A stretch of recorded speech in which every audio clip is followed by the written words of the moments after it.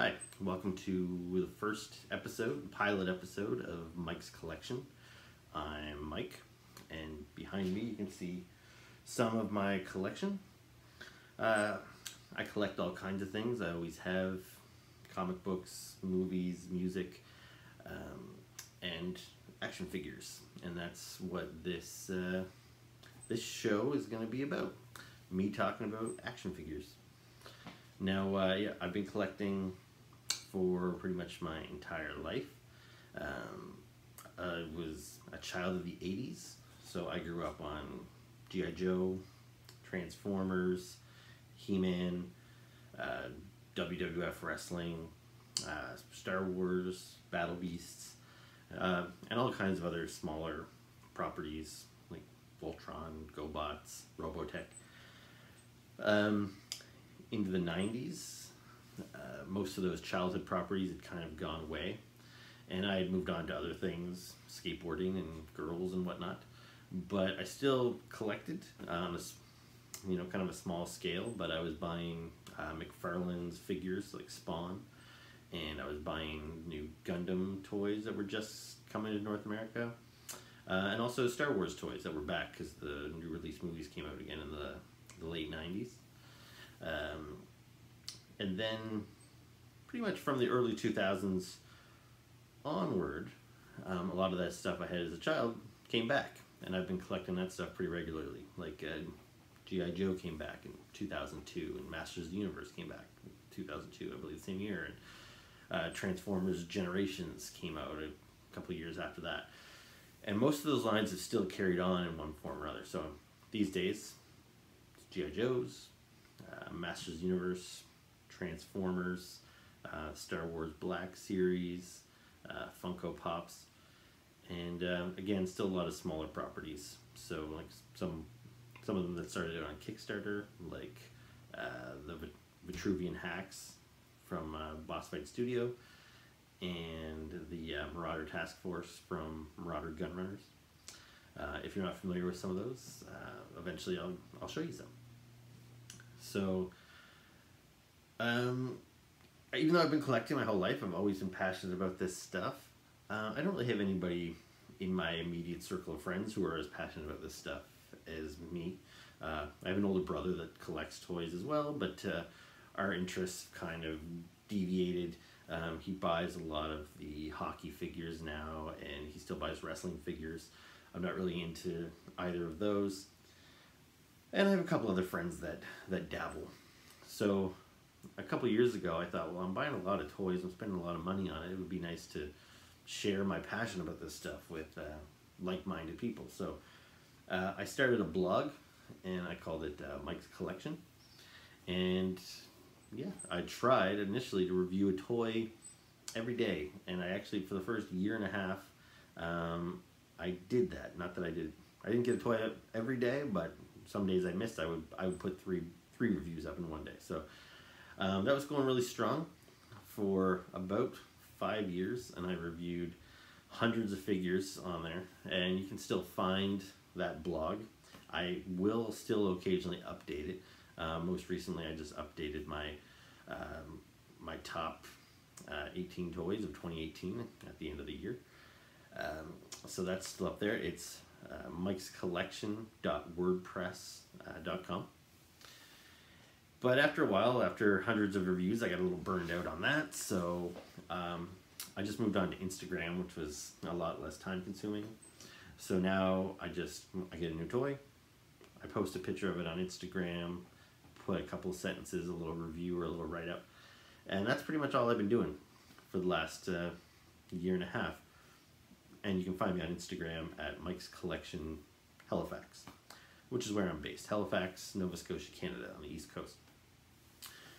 So, now I've got the blog, Instagram, but I didn't find it was enough. Instagram wasn't quite scratching that itch.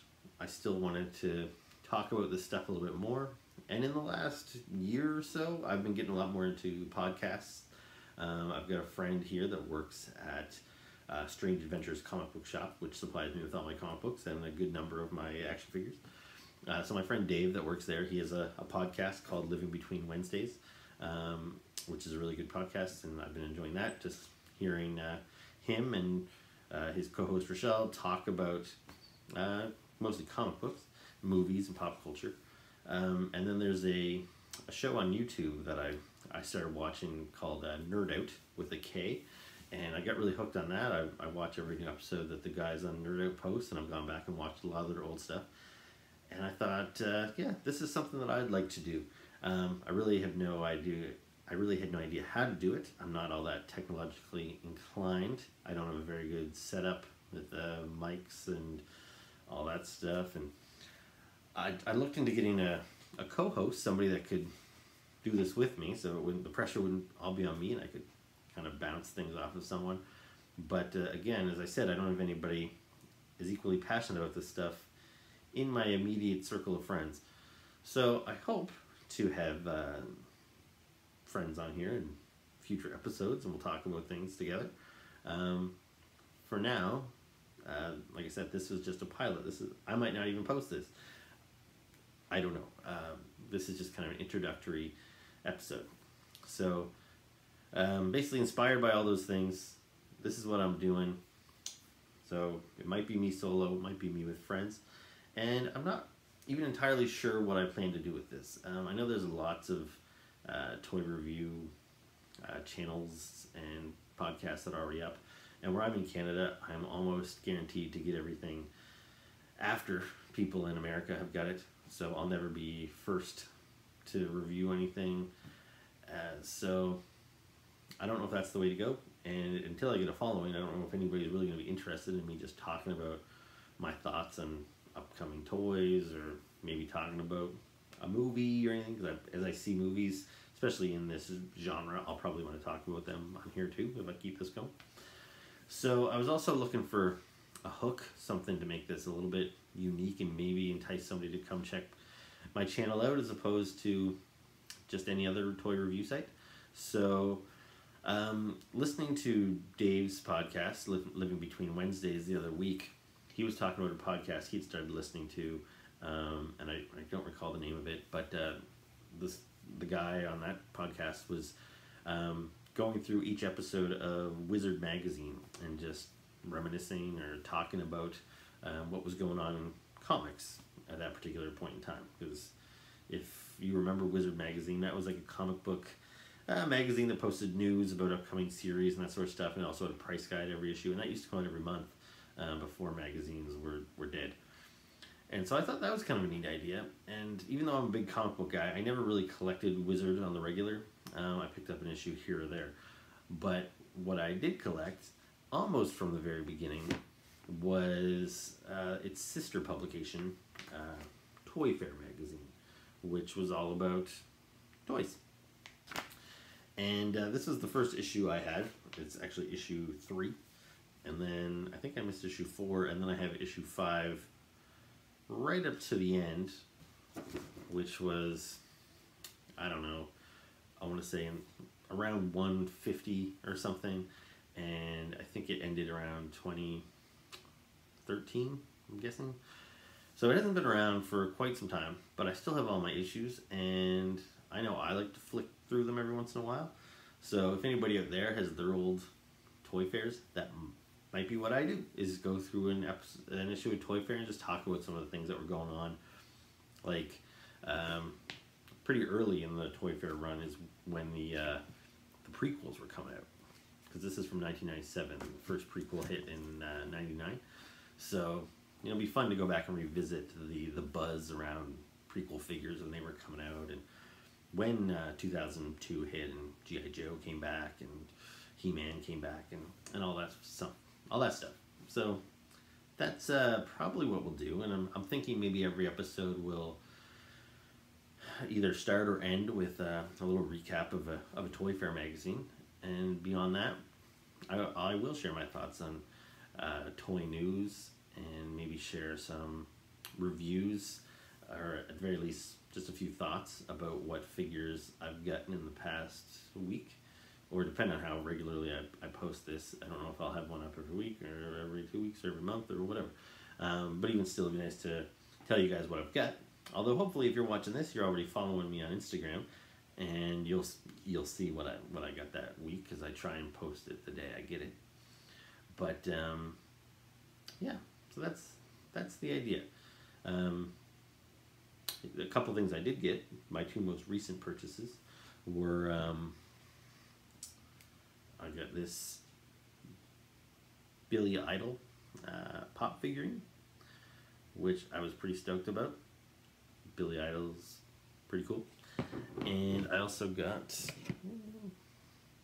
this pilot Luke Skywalker. Now this was a figure that was originally released back in 2013 in the very first wave of Star Wars Black Series, which is their 6-inch line, which was pretty cool when they first came out, because Star Wars had been, 3 3/4 inch figures, since the 70s essentially. And I have figures from my childhood still, those small ones, and when the movies came back around in the mid-90s, I started collecting again, right into the prequels, so the early 2000s, and I have a huge tub of Star Wars figures, and full of some pretty random characters, like just old men in robes, and a lot of senators, and things like that. And I considered, I don't get rid of a lot of stuff, but over the years I've considered maybe getting rid of some of those Star Wars things. I was just kind of burnt out, maybe partly because the prequels were a little disappointing. But my love for Star Wars was rekindled when these figures came back around. And I was very reluctant at first to dive in, because I thought, are they just going to release all the characters again in this scale, and then I'm just going to buy all those things all over again, except now at $30 a pop instead of 10. So I passed on the first wave or two of figures, which are now really hard to find. I think the hardest one to find is Darth Maul, which fortunately my brother actually bought me that one for Christmas. That was the first one I got. So I had that one for a long time before I committed to buying a second one. And now that one's really hard to get. So I'm glad I have him, because he's the best thing to come out of those prequel movies. He's a cool character. But Luke Skywalker here, he was one of the other figures in that Wave 1.